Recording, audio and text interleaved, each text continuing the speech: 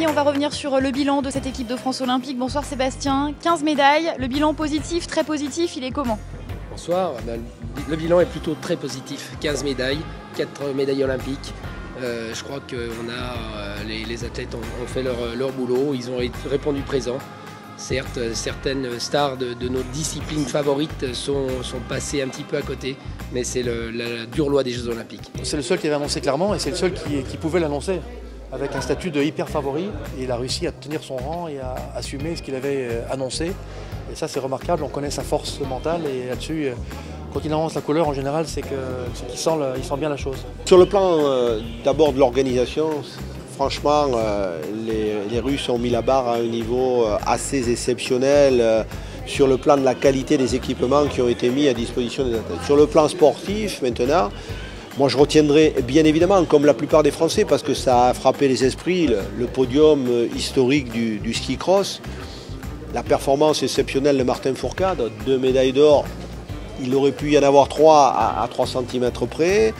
Et puis, à titre personnel, parce que ça m'a beaucoup ému, la médaille du relais 4 x 10 km en ski de fond, parce que voir Peter Northug féliciter les Français en finissant 4e, alors qu'à Vancouver, il y avait eu une frustration énorme par la 4e place que les Français avaient, je trouve que ça valait tout l'or du monde. J'ai envie de me référer à tous ceux qui sont venus ici en Russie pendant 17 jours et qui ont été heureux. Il n'y a pas eu, que je sache, quelqu'un qui soit déçu de ces Jeux Olympiques. Et donc j'ai presque envie de vous dire, ce sont des Jeux Olympiques réussis, parmi les plus réussis de l'histoire des Jeux Olympiques et peut-être les plus réussis Jeux Olympiques d'hiver de l'histoire des Jeux Olympiques d'hiver.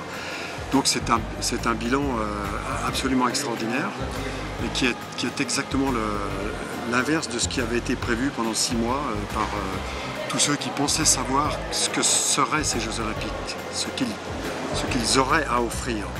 Et donc nous sommes, surtout les Russes et nous du Comité international olympique, nous sommes très fiers de cela.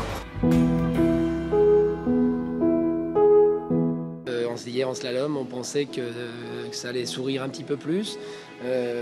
En super combiné aussi, et ça n'a pas marché. Et puis chez les filles, un 0 pointé. Voilà, il faudra se remettre au boulot et puis anticiper pour les prochains grands événements. Il y a des années avec des championnats du monde qui arrivent et puis l'objectif qui sera dans 4 ans maintenant. L'un des points négatifs quand même de ces JO qui n'ont pas été complètement parfaits non plus pour l'équipe de France, il y a Jason Lamy-Chappuis, le porte-drapeau, qui est passé un peu à côté de sa compétition. Ah oui, pas facile pour Jason. Bon, il a connu cette joie-là il y a 4 ans à Vancouver. Il était favori, mais il est dans une saison difficile aussi. Hein. C'est pas la meilleure début de saison qu'il avait fait. Et il a joué de malchance malheureusement. Bah écoutez, c'est un bilan mitigé. Bon, je ne vais pas vous dire que je suis heureux. Je pense qu'on pouvait avoir une médaille. Notre record, tous les temps confondus, est de 3. Donc nous étions ici 24 athlètes, dont un malade. Bon, nous sommes un grand pays de ski, mais nous ne sommes pas un grand pays de glace. Quand on a 15 jours de compétition, on a toujours des déceptions, des épreuves qu'on avait cochées, là où on pensait faire un bon résultat, et puis on passe un peu à travers. On l'a vu au combiné nordique, on l'a vu au combiné alpin, avec Pinturo qui passe à travers de son combiné, alors qu'on avait coché cette épreuve-là.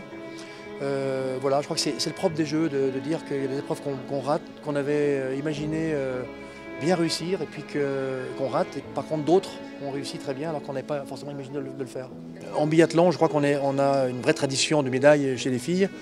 Et pour faire simple, je crois qu'on a été prêts un peu trop tôt. Les filles ont été en forme mi-janvier, mi-fin janvier. On a vu Anaïs Bescon gagner sa première course en mois de janvier. Et puis au fil des jours, eh bien, la forme était plutôt descendante.